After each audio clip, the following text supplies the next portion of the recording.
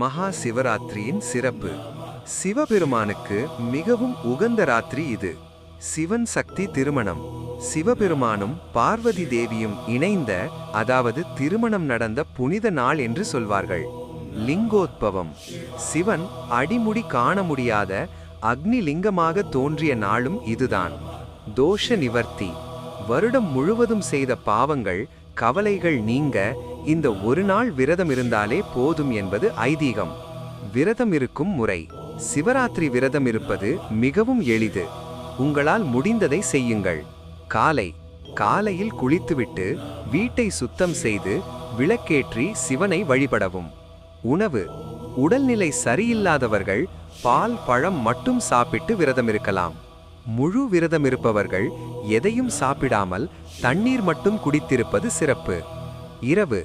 கண் விழித்தல். முக்கியமானதே தூங்காமல் இருப்பதுதான். இரவு முழுவதும் ஓம் நம சிவாய மந்திரத்தை மனதிற்குள் சொல்லிக்கொண்டே இருக்க வேண்டும். கோவிலுக்குச் சென்று 4 கால பூஜையையும் தரிசிப்பது மிகவும் விசேஷம்.